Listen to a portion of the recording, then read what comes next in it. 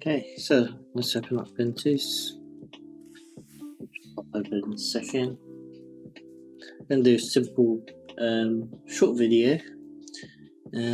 Render to target textures. So you can start a new project. Empty scene we're going to start with. So we're going to have two layers. We're going to require two layers to do this. So I'm going to add another 3D layer, standard. So we've got layer 1 and layer 2. Now in layer 1, this is what we're going to project onto our object.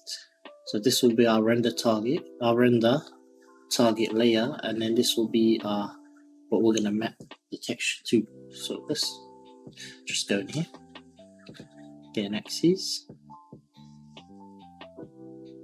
and you can get in some text if you want, and we'll put a few things in here. Block text. Okay, let's scale this up. Oh, actually I'll go for 2D text. Let's go for 2D block text. Okay.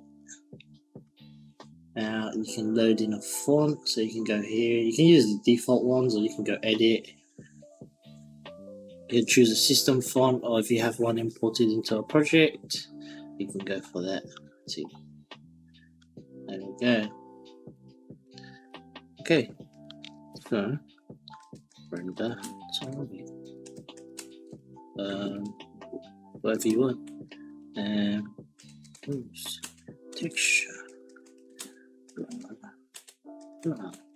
I'll just type that in the actual text window. If you click the three dots in there, and it's open up the text editor. Now you could do whatever you want.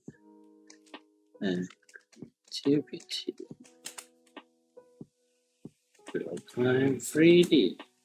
Now type whatever you want. Anyway, so we have that.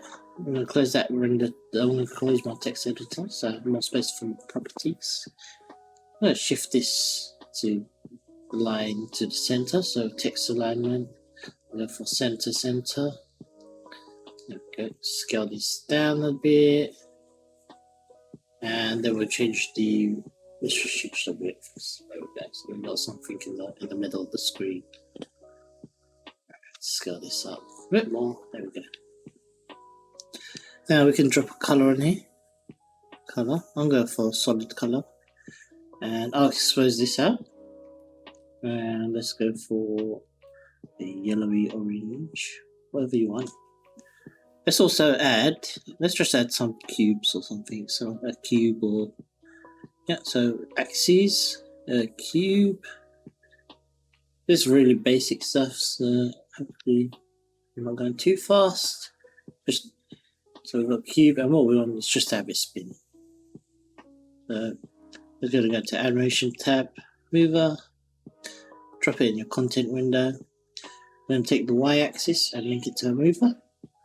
On our mover, we have some properties, so we don't want it to swing, so we uncheck that.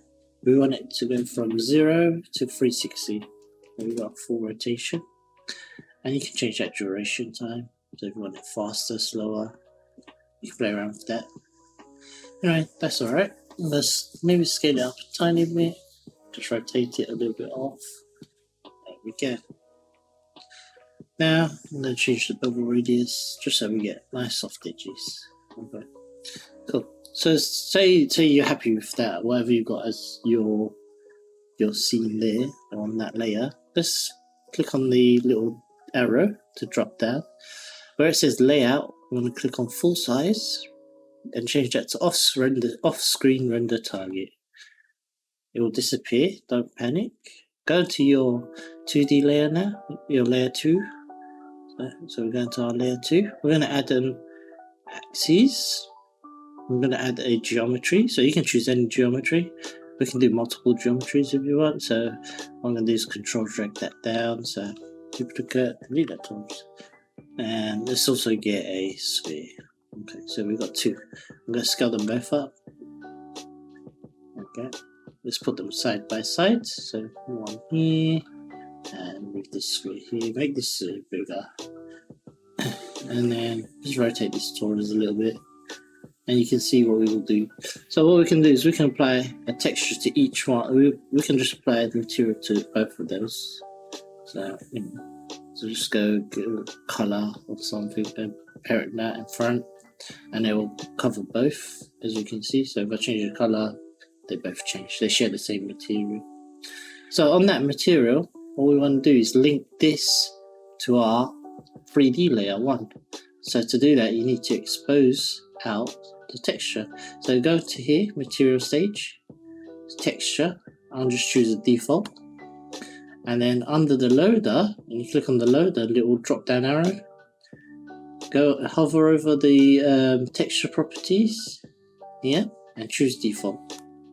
When you choose default, it will say none, and expose this out by just clicking this little square box. So this is exposed. Okay, and then you'll see this icon's also updated here. If you click on shift select both layers, so layer 1 and layer 2, and then they'll appear in your content window, and you'll see on layer 1 we've exposed that color from that text. You can expose anything out of the layers that's in the layers outside, so you don't have to jump back in and edit, like switching between the layers, seeing layers. But on here, this is the texture that we exposed, and all we want to do is drop it onto layer 1, and you can see automatically it maps that texture onto our objects. Okay. So now what you can do is you can go into the UV mapping and you can play around with it. So you can say, okay, I want to take, I want simple wrap, and I want to say change the UV mapping to UV 0, scale it down, and then it will wrap on that object.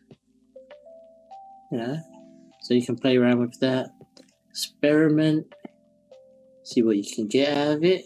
It's cool. So you can have just adds up more, and this is all editable as well, so you can go back in here anytime, edit that text. Could be like, hello, hi everyone, hello world, and you see it already automatically updates. I can go in and change the scale of that, I could animate that in and out if I wanted, and it will just move on the texture. I can also animate the UV mapping properties. So I can say, okay, I want to scale in the Y, so I want more of those. Try different things. But there you go. Hopefully that helps.